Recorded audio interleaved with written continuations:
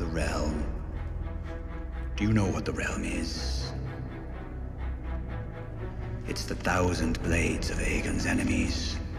A story we agree to tell each other over and over till we forget that it's a lie.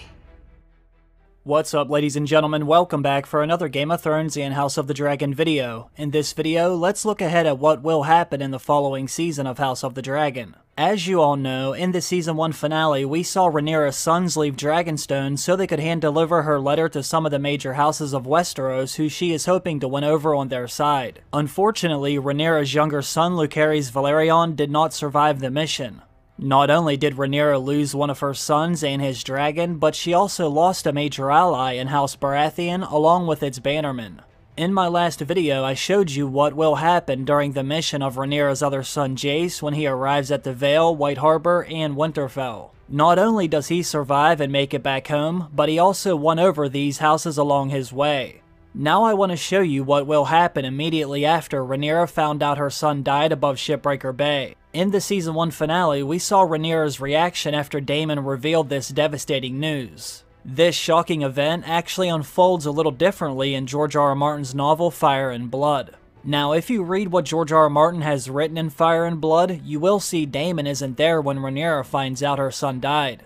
Daemon actually left Dragonstone on his dragon Caraxes when Rhaenyra's sons left for their mission. As Lucerys was heading for Storm's End, and Jace was on his way north, Daemon left with them to go on a little mission of his own. When House of the Dragon's second season begins, we should see him leave Dragonstone for Harrenhal. Now, although Harrenhal is in shambles, it's still the largest castle in Westeros, and its massive curtain walls still made it incredibly formidable. However, Aegon the Dragon revealed exactly how vulnerable it is from the sky. As you all know, Aegon the Conqueror had Balerion the Black Dread unleash his dragonfire on Harrenhal, and Daemon knew he could have his dragon do the same. With its Lord Larys Strong away in King's Landing, Harrenhal was but lightly garrisoned. There weren't very many men here to defend the castle, especially against a dragon. When Daemon arrives on Caraxes, they immediately strike their banners, having no wish to suffer the same fate as when Aegon arrived on Balerion the Black Dread. Harrenhal will now be in the hands of Damon Targaryen. Now, in addition to the castle, Daemon also captured the wealth of House Strong, as well as about a dozen valuable hostages. Among those was Sir Simon Strong and his grandsons. He also made the small folk his captives along with a wet nurse who went by the name of Alice Rivers. Now I do wonder if we will see her in House of the Dragon because George R. R. Martin has a few interesting things written about this woman. We're not exactly sure who she is, and according to Grand Maester Munkin, he says she is a serving wench who dabbles in what might be magical spells. Septinus Stace says she is a woods witch. Now Mushroom would have us believe she likes to bathe in the blood of virgins as a way to hold on to her youth. Given her last name, many would assume she is a bastard. However, we know little of her father and even less of her mother. Grand Maester Munkin also says her father is actually Lord Lionel Strong, which would make her a natural half-sister to his sons Sir Harwin Breakbones and Larys the Clubfoot. Mushroom, however, swears she is much older. In fact, he says she was the wet nurse for Harwin and Larys, not their sister.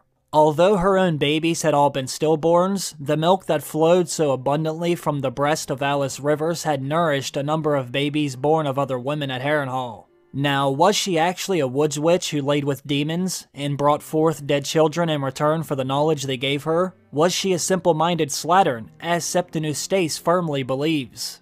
Or was she someone who worked with some form of magical spells to bind men to her body and soul? Either way, she seems very interesting and I do hope we see her in House of the Dragon. Alice Rivers was at least 40 years of age during the Dance of the Dragons, that much is known. However, once again, Mushroom swears she's much older. Everyone does agree that she looks much younger than her age. Now, whether her looks were natural or done through some form of the dark arts, no one knows for sure. Whatever magic she may have known did not work on Damon Targaryen, for little was actually heard of her while Daemon held Harrenhal. The sudden and bloodless fall of Harrenhal was considered a great victory for Daemon and Rhaenyra. It served as a sharp reminder of what Daemon and his dragon Caraxes are able to do. It also gave Rhaenyra an incredible stronghold right in the heart of Westeros. When Daemon sent forth his call to arms, they rose up all along the rivers, knights and men-at-arms who remembered the realm's delight, so beloved of her father. There were hundreds and thousands of men who buckled on their sword belts and donned their mail, and began to make their way to Harrenhal to fight for Viserys' little girl. Meanwhile, things were unfolding very differently for Rhaenyra's sons. Like I said earlier in my last video, I went over what will happen during Jace's mission up north. Now I want to show you what George R. R. Martin has written when Rhaenyra and Daemon finds out Aemond and Vhagar killed Lucerys. There is one thing you have to remember. In George R. R. Martin's novel Fire and Blood, the death of Lucerys and his dragon was no accident. Aemond and Vhagar were out for blood. When Rhaenyra learns of this back on Dragonstone, she immediately falls onto the floor. The little brother Joffrey swore a horrible oath of vengeance against Aemond One-Eye and Lord Baratheon. He actually went to get on his dragon and leave, but the Sea Snake had to stop him. When the Black Council gathered on Dragonstone, they sat and thought of how they would strike back against their enemy. That's when a raven arrived from Harrenhal. As you can see, Daemon wasn't there when this happened, but when he found out, he immediately sent Rhaenyra a raven. His letter only said, "An eye for an eye, a son for a son," Daemon wrote. Lucerys shall be avenged. Let it not be forgotten, when he was younger, Daemon was loved throughout the city of King's Landing. His face and laugh was familiar to every whore and gambler in Flea Bottom. He also still had a lot of friends who live in the shadows of the city. Not to mention, many men within the City Watch are still loyal to him as well. Now, unbeknownst to King Aegon, Ser Otto, or Alicent, he even had allies sitting on the Green Council. Daemon also had an ace up his sleeve, someone who knew the wine sinks and the rats that festered in the shadow of the Red Keep as well as he once had, and moved easily through the shadows of the city. We will see Daemon reach out to Massaria by secret ways, and they will set in motion a vicious vengeance. In Flea Bottom, Daemon's former mistress will find suitable instruments for the mission.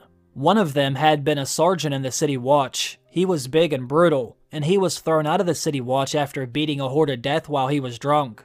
The other man was a rat catcher in the Red Keep. If you have watched every episode in the first season, then you know they've already been foreshadowing this in a number of different scenes. We've already seen the rats all over the Red Keep. Now, the real names of these men have been lost to history, however, they are remembered as Blood and Cheese. Obviously, this rat catcher knew the Red Keep better than anyone. The hidden doors and all of its secrets that Maegor had built were as familiar to the rat catcher as the rats he hunted. In the shadows within the Red Keep, Cheese led Blood into the heart of the castle unseen by any guard. Now, some say they were after the new king himself, but Aegon was with the Kingsguard wherever he went, and even Cheese knew of no way in or out of Maegor's holdfast except over the drawbridge that spanned the dry moat and its formidable iron spikes. The Tower of the Hand was less secure. These men crept up through the walls, bypassing any spearmen standing guard outside the doors. Ser Otto's rooms were of no interest to them. Instead, they slipped into his daughter's chambers one floor below. Alicent had taken up residence there after the death of Viserys, when her son Aegon moved into Maegor's holdfast with his own wife and sister Helaena. Once inside, Cheese bound and gagged Alicent, while Blood strangled her bedmaid. Then they settled down to wait, for they knew it was the custom of Helaena to bring her children to see their grandmother Alicent every evening before bed.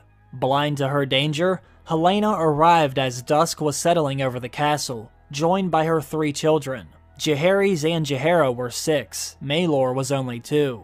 As they entered the apartments, Helaena was holding his little hand and calling out her mother's name.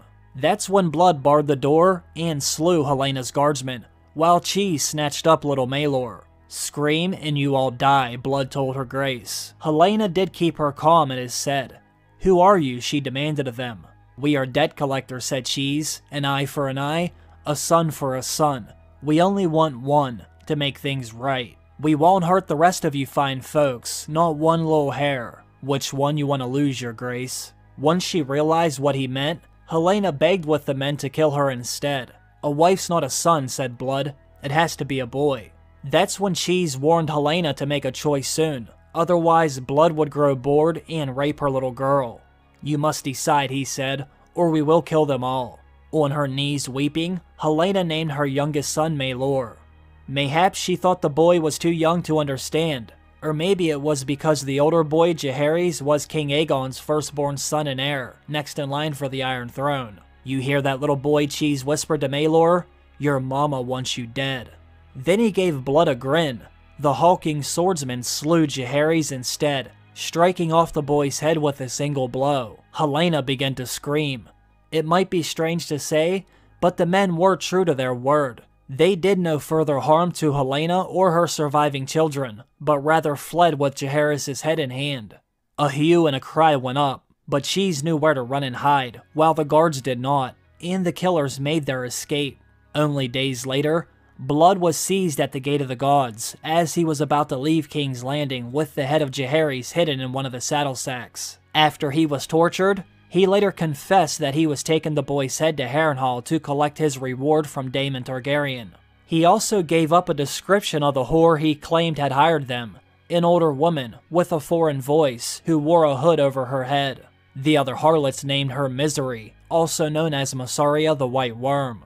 After 13 days of hell, Blood was at last allowed to die. Alicent had commanded Larys Clubfoot to learn his real name, so that she might bathe in the blood of his wife and children, but her sources do not say if that actually happened.